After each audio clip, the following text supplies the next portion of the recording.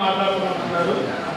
తిరుపతి స్టేషన్గా మీరు WHRC మాట్లాడుకోవాలనుకుంటున్నారు.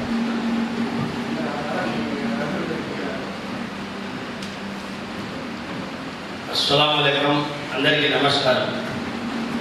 ఈ కార్యక్రమంకి వచ్చిన పెద్దలకి ప్రతి ఒక్కరికి నమస్కరించి తెలియజేస్తా ఉన్నా.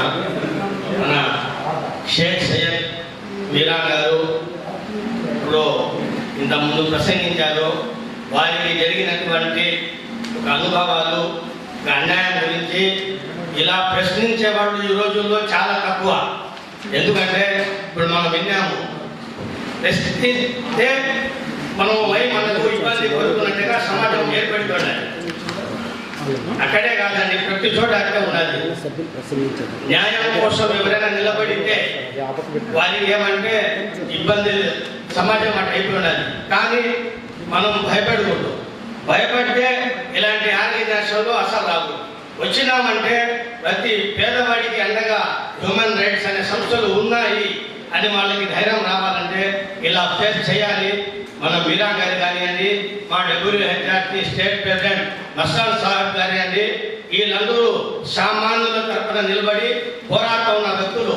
వాళ్ళ కోసం మేము, సమాజం కోసం మేము ఎప్పటికీ ప్రాణానికి తెగించైనా భయపడకుండా పేదల కోసం పనిచేయడానికి రెడీగా ఉన్నామని ఈ సభ మూలంగా తెలియజేస్తున్నా. WHRC వరల్డ్ హ్యూమన్ రైట్స్ లో తిరుపతి జిల్లా ప్రెసిడెంట్ ఉన్నా నేను, షేక్ అబ్దుల్ కలాం.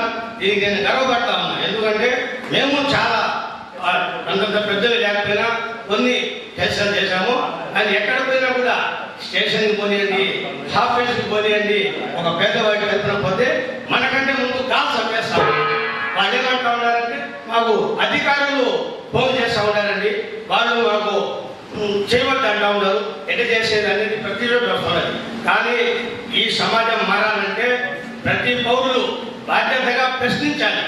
అప్పుడే సమాజం మారుతుంది.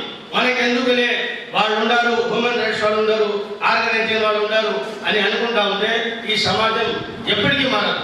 సమాజం మారాలంటే ప్రతి పౌరుడు ప్రశ్నించబడవాలి. ఎప్పుడు అవుతారంటే ఇలాంటి ఆర్గనైజేషన్లో సభ్యత్వం తీసుకొని ఏ ఆర్గనైజేషన్ ఉండేయండి, మనమందరం ఒక్కటే.